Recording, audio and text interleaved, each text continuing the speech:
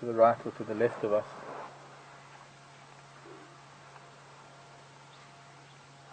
It would be physically impossible for them to get to the water where we are.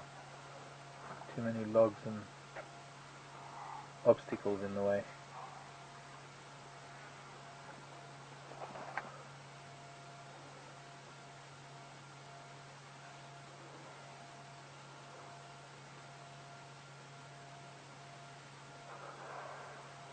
Your friend is here again, Mark. My friend Hornbill. Yeah. Where is he? Surprised he doesn't sit on the camera. Oh, there he is. I can't get out now, child, to come find termites for you.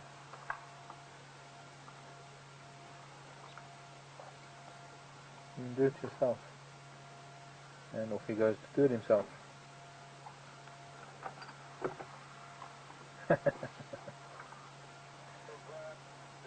So you can see him at the bottom of your picture.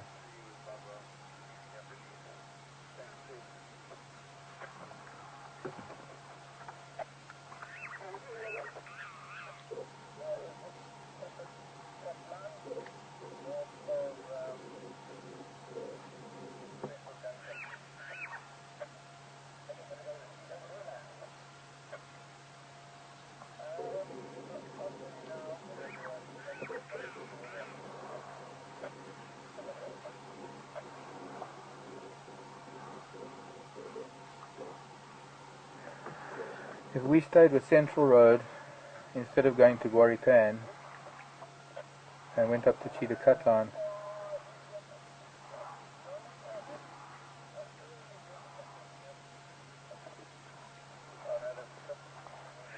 yeah.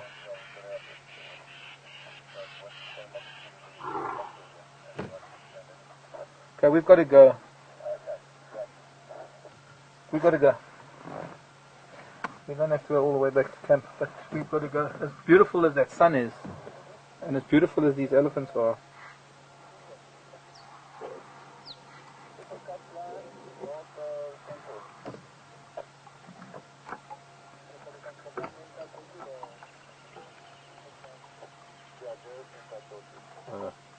maybe not.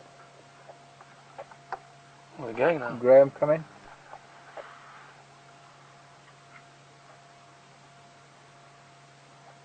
Graham. Is that visible from Cheetah Cut Line?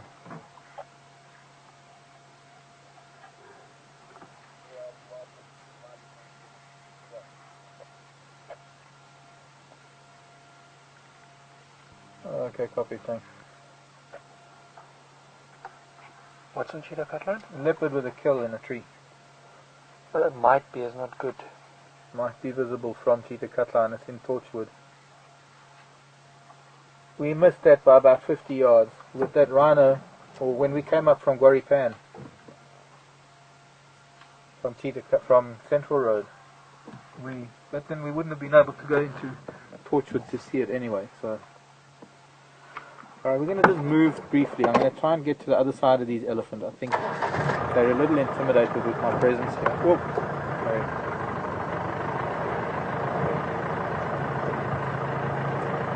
Okay.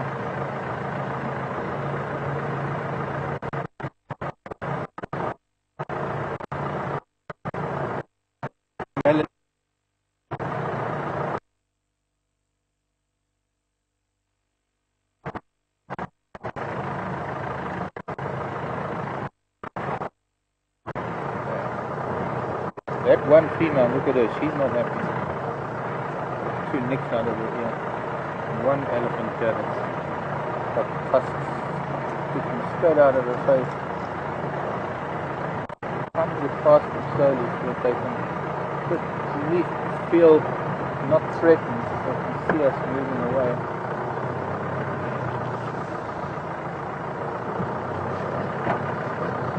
That beautiful sky down here.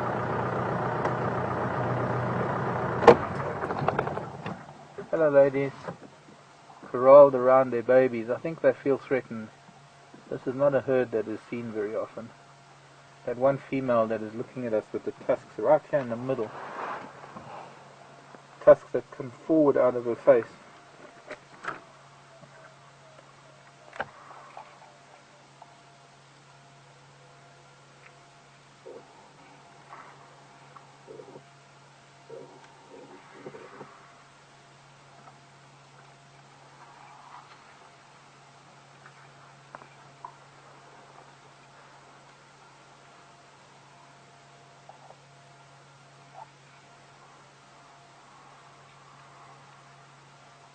little ones in there. They're all sniffing and smelling. I think while it's still light, oh, this is so spoils for choice here today. Look at her, gosh. And that little one standing underneath her, watching how she's doing it, and he's trying to copy her. He's only a couple of months old. A beautiful sun setting. Let me see if we can go back a bit to see if there's a chance to see the sun. I don't know why they're so nervous. Might have something to do with the scent of lion in the area. Come back.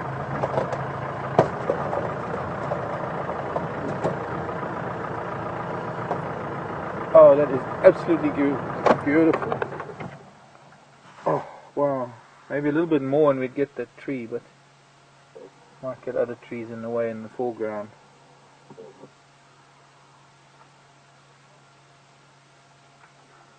A little bit redder than it appears on the screen.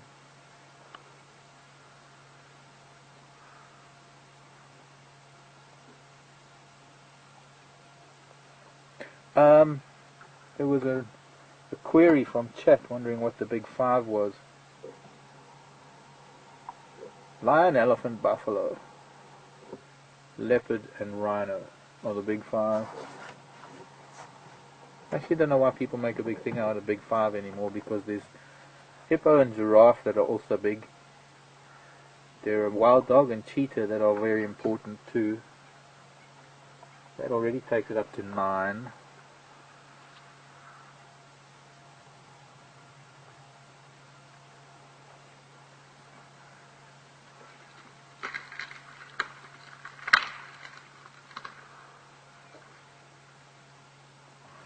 Jack in Florida. Jack, I promise you, when there's a cheetah on Western Gowrie, we will get to it. But there are no cheetah on Western Gowrie at the moment, in the area that we traverse. There are cheetah elsewhere that have been found today, on huge open areas beyond our boundaries, where some of the other Juma vehicles have gone. But we cannot go there yet, and also we don't have broadcast from those areas. So for the time being, no. Elephant being a bit of displacement, aggression there. Breaking some dead twigs, trying to intimidate me. So it sounds like this is white-cloth cub that's up this tree with a steenbok kill.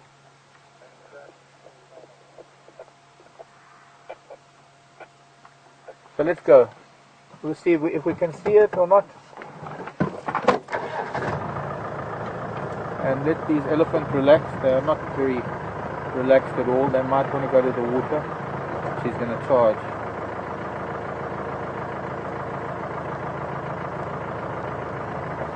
Leave quiet. Looks like she was about to charge. She's still looking like she's not happy. Bye girls. Sorry to disturb you like that. If we leave them, there she comes.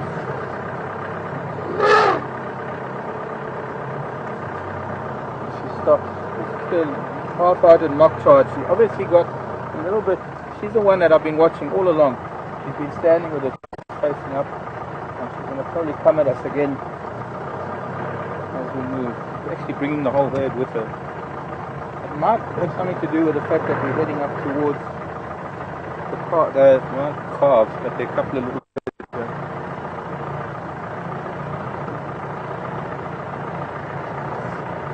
But she was standing with her ears straight out, quivering almost, because she's now breaking the tree. Necessarily for feeding. In fact, it's not for feeding. She just broke a little acacia. Just, as I said, it's displacement aggression. And now doing some more, but she's fine. And these are some of the young bulls that are obviously part of the herd, but they're teenagers, and they just hang out on the fringes in the process of leaving the herd. And with them trumpeting now in front of us, let's see what her reaction will be. Little boy, relax. Don't get upset.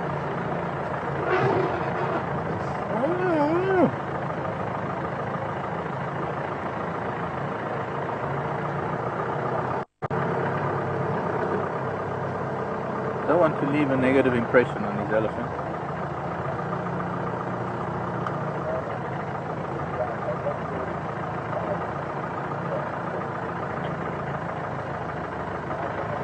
Fortunately,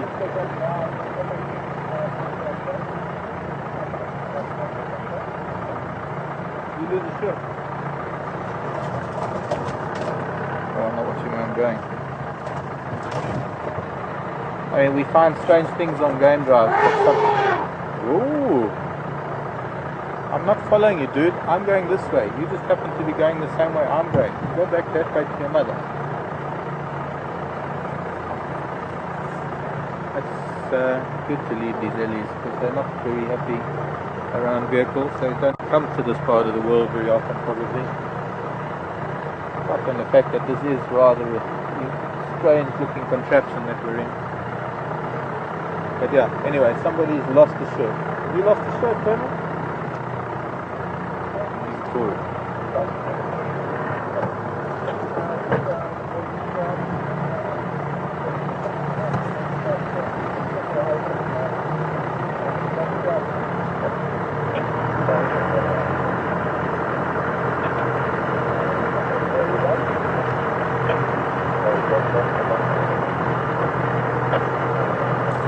I can't believe it now.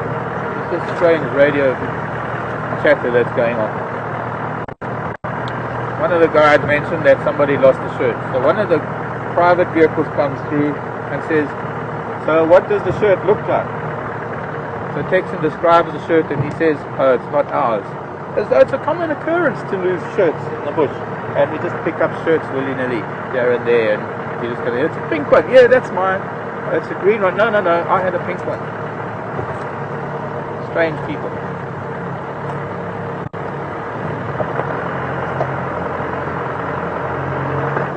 So let's see if we can get up to Cheetah Cut line. Still a little bit light. I don't know if this is going to work. Able to see if we can see this cat. Evidently white cloth young male. He's about the same age as Mission and Duna. He's got his skin got killed up a tree. With hyena at the base. All stations leaving Columbia and Glove at Bubbles Dam with Tuanyari and Bubu. Open lock.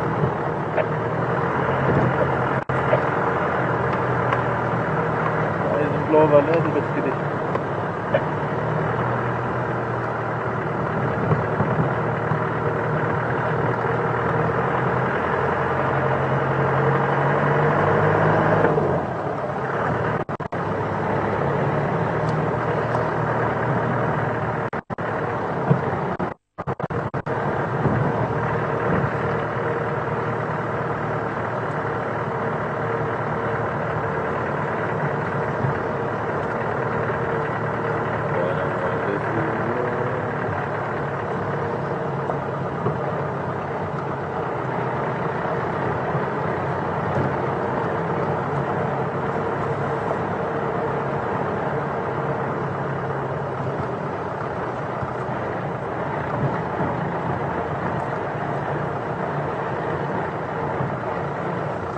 Hello Destiny.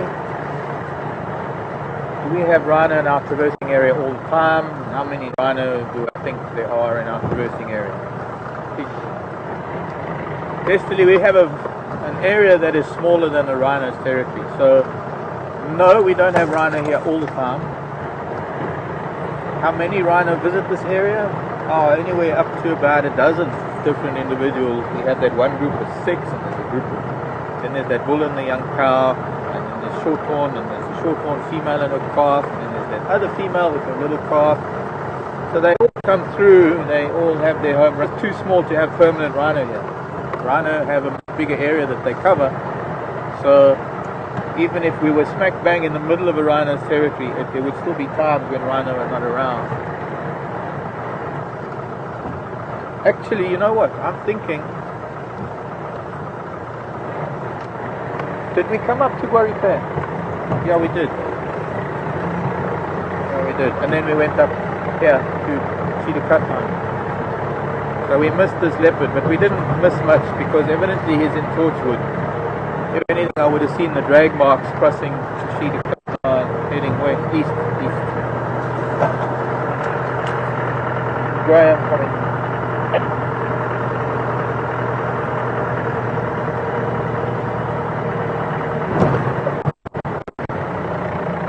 Station unlocked.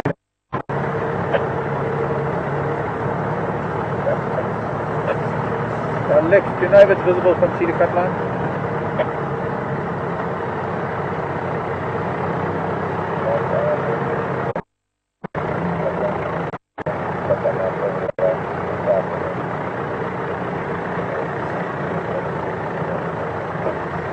Thank you, Graham. Thank you very much.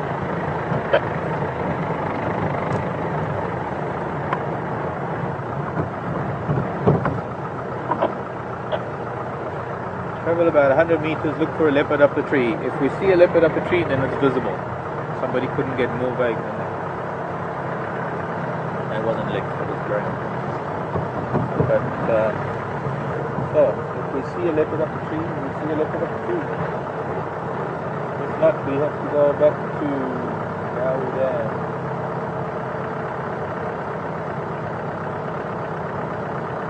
Pretty colors in the sky.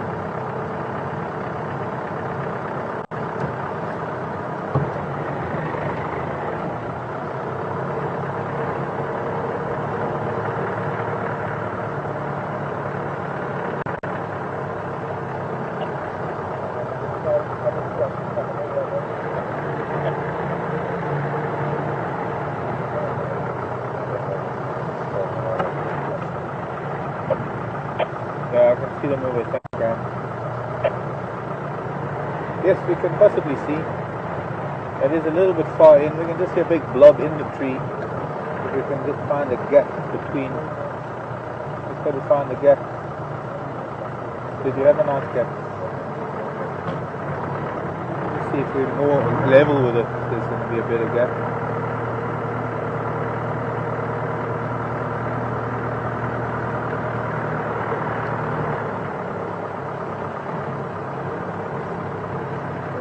Gap here.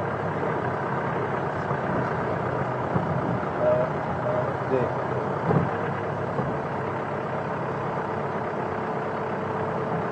Forward.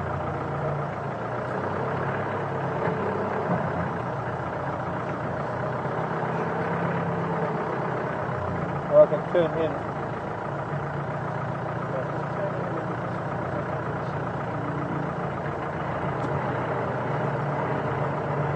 No, there's a gap on the right of that ruler tree, that's better.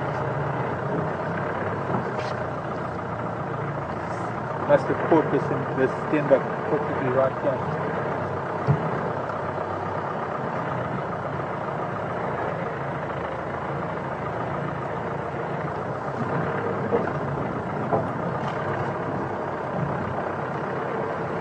There we go. That means big 5 in one drive already. I mean, this is chancing it going a few yards off the road, but that's the best we can do, I'm afraid. And you can see there where the tip of my finger is.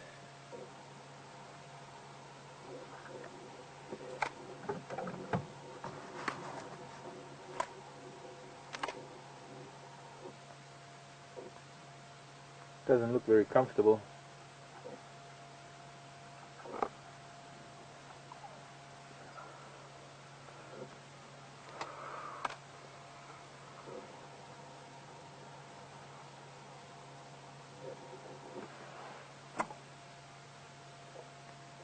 I'm thinking, there was talk of hyena there as well, so I'm thinking that maybe it got chased up the tree by the hyena.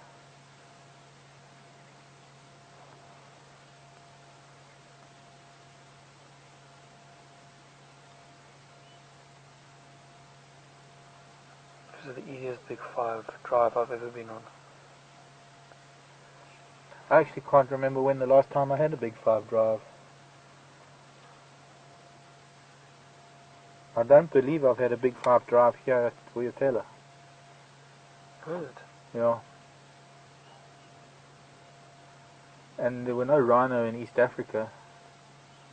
None of the places that I lived at any rate. We didn't see rhino.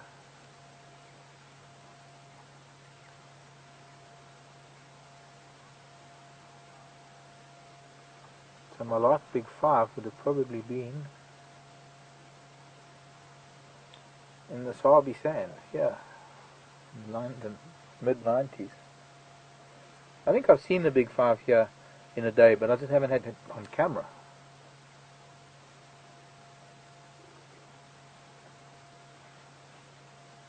But I'd like to know from anybody out there when the last time we managed to do a big 5 drive.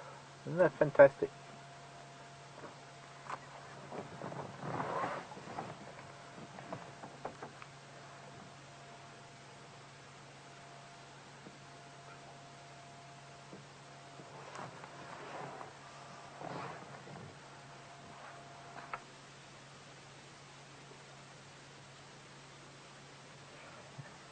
Jared a few months ago evidently had a big 5 drive.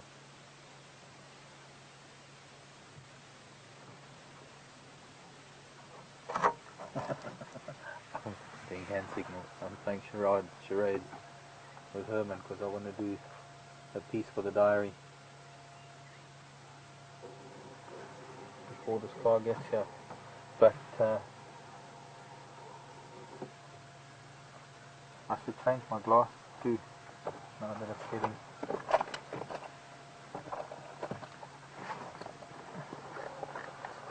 getting dark.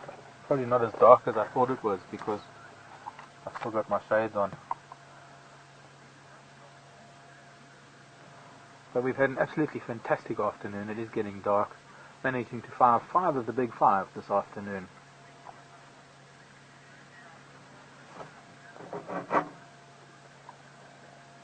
And I think what we ought to do, because that's a nice glimpse.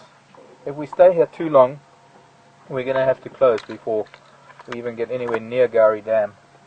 And if we go down Central Road, we might catch those lion waking up, and then still leave a little bit of time to find one of Karula's boys at Gowrie Dam, because he was there. And I think I'd like to try that, rather than sit here with this leopard way in the distance. Let's see what else we can do for you this afternoon. 15 minutes. Not likely to do that in 15. Huh?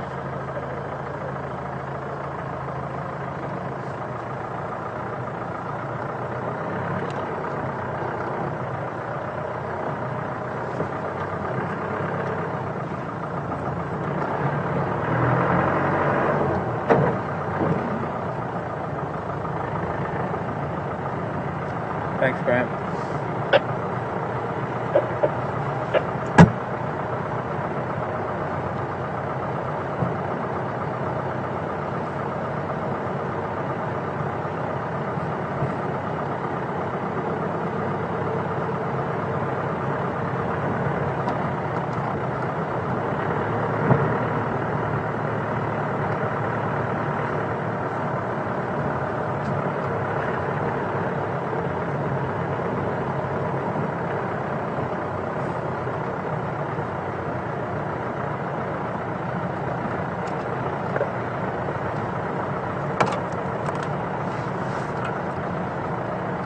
Hello, Tamara.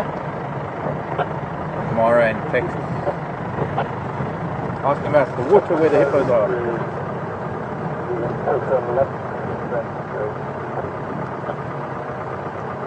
Tamara is asking whether the water is shallow enough for the hippos to stand there, or are they treading water?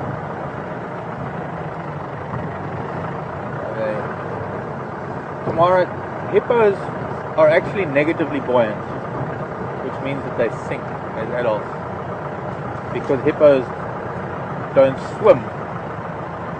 It's all on account of their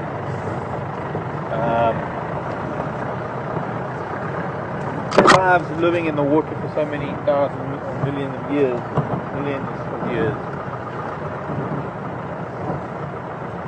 The bulk of their bodies, I guess nature felt that it was going to be a little bit difficult to get them to swim. You have to hold their head up and swim at the same time. I mean, nature's been pretty good to hippo by giving them eyes and ears and a nose that stick up above the skull, so that most of the body, in fact most of the skull even, stays submerged, while the rest of the hippo, well, those three vital organs of the hippo stick up above the water. But it would probably be pretty awkward for a hippo to have the positive buoyancy and ability to swim the way elephants do. Elephants can, because they've got a trunk that can stick up out of the water, and it's a little different for elephants. And most land mammals have a lung capacity that with a full lungs of air, they retain a positive buoyant status, which means that they float. I mean, things like chimpanzees and orangutans, some of the great apes, sadly sink like a stone. And there are some dog breeds, because they've been altered genetically, there are some dog breeds as well that sink like a stone. Muscle and no fat. But when it comes to hippos, they are always in water where they can stand, and most of the time they're actually in water that is shallow enough for them to lie down and just have their back sticking up above the water rather than standing up, because it can be, being negatively buoyant, the water doesn't displace a lot of their weight. They still have to carry a lot of their weight, so hippo will then lie down with their tummies on the sandbar. In water that is too deep for them, they'll be on the bottom, and they'll run along the bottom, and they'll push up from the bottom to jump up to the surface to get air, and then they'll go back down to the bottom to run along the bottom further.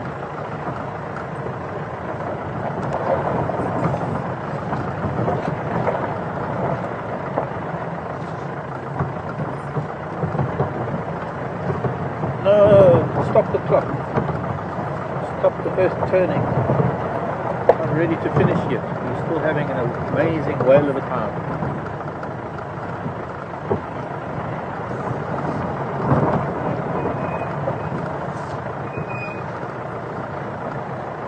Is that Lynn? Hi Lynn. NT. Lynn in Canada. Never had a big drive before. Lynn's been with us a long time. Big 5, 1 drive. Oh, it rhymes.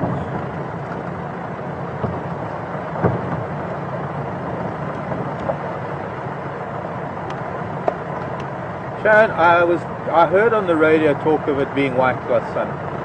At 100 meters, I couldn't tell you which. I wouldn't have even been able to tell you whether it was Karula or Meshu. I think Induna is a bit of a giveaway. Even at that distance, you might be able to see a bit of his tail missing. But one of the guys seemed to think that it is White Cloth's young boy. Strange, he hasn't got a name. I don't think he's got a name. Excuse me, Chagra, you're supposed to be in bed.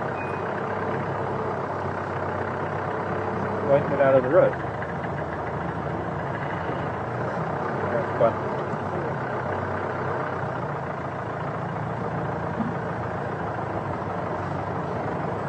Hello, bats. The bats flying around already. It's not that dark, actually, but it's dark enough for us to need infrared at the moment.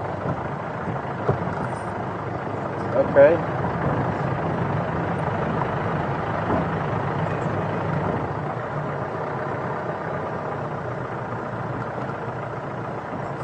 Hello, Henry. Difficult question, Henry. Henry's asking, does it seem that Mish is getting more food than his brother? Wonderful. Henry, it's a difficult question to answer because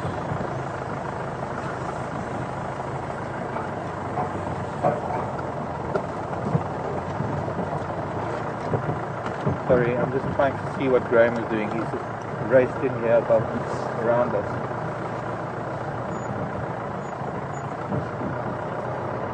Can you see her?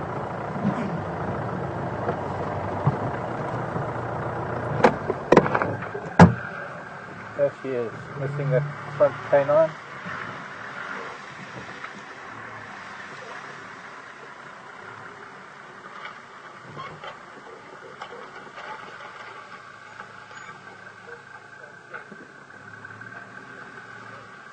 we go, only the one canine, and we need to have a look to see if she is the one that has only one eye.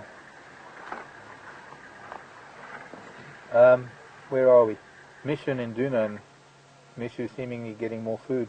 That's only because we see him on a kill. We've seen him on a kill more often. I don't think we can make a statement one way or the other because we don't see them often enough. And they're both looking healthy, they're both doing fine. So they're both eating equally as much, whether it's a Franklin or a guinea fowl or a steenbok or an impala.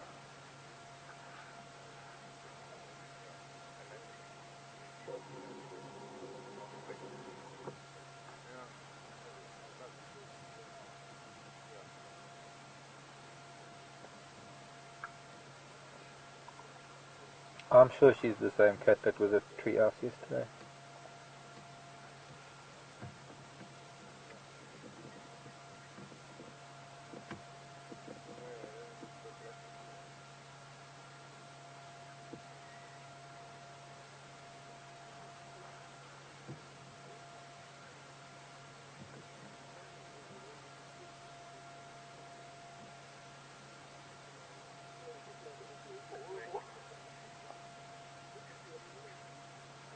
Hi Josh.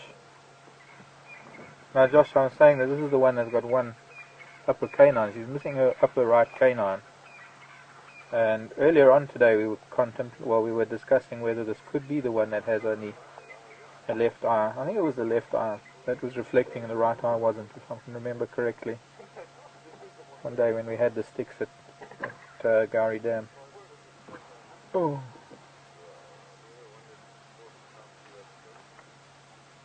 There's a contented cat.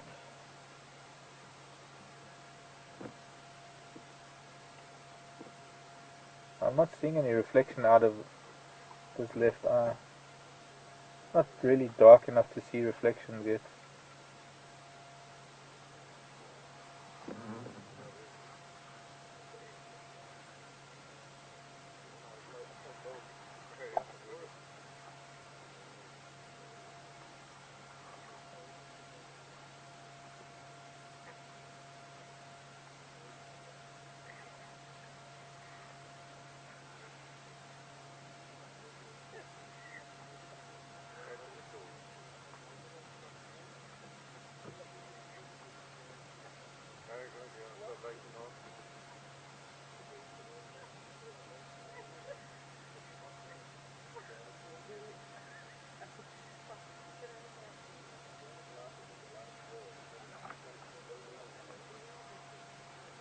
There's a good spanner in the works. Peter, it must be Peter Rettig.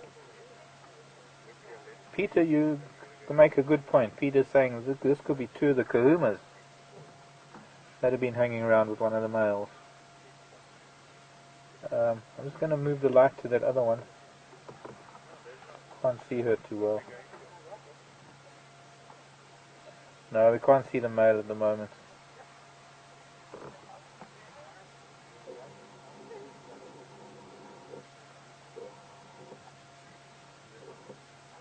But now that she's moved, we can move a little bit and go and see if we can see him.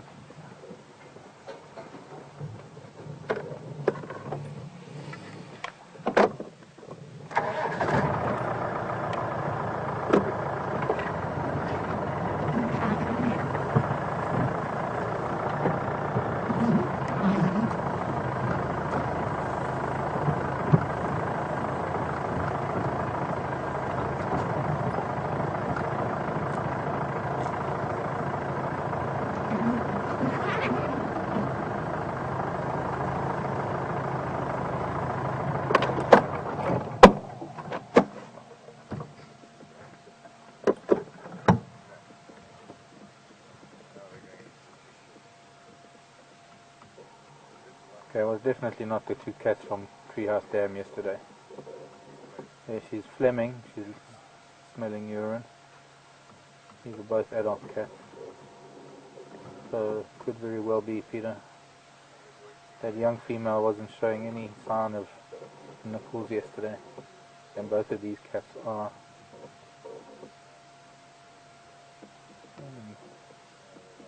Off they go into the darkness. Also, I thought it's a little bit too quick for them. Here's the male. Here he comes.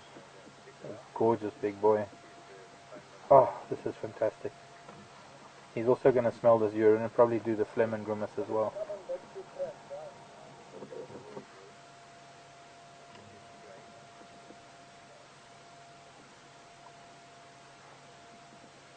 There we go. That's what we call the phlegm and grimace. Phlegming. Taking in the scent of that female's urine and trying to pick up signs of estrus scent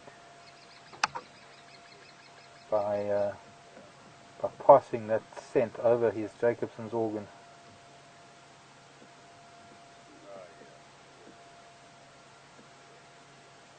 It looks like a snarl, it looks like a growl, it's a completely non-aggressive gesture that.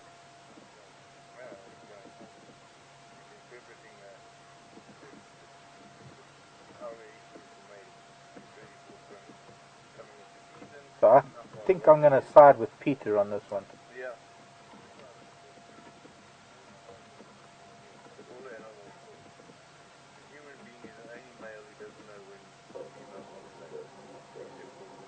I disagree with you, Graham. We do know when females ovulate.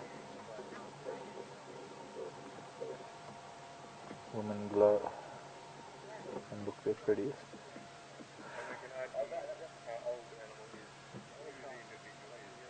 Well, Some light in your face.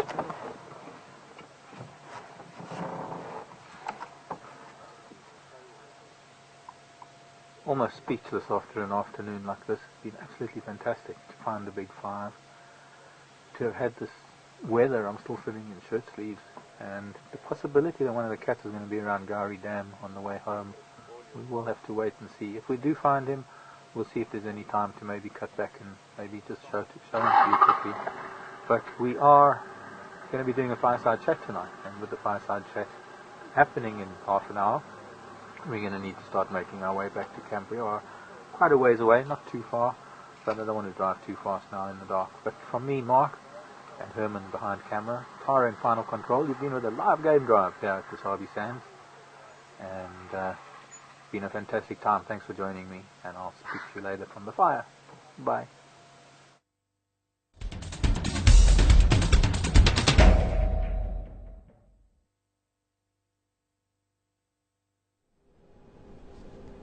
Hi everybody, this is Tara in Final Control, and wow, what a drive.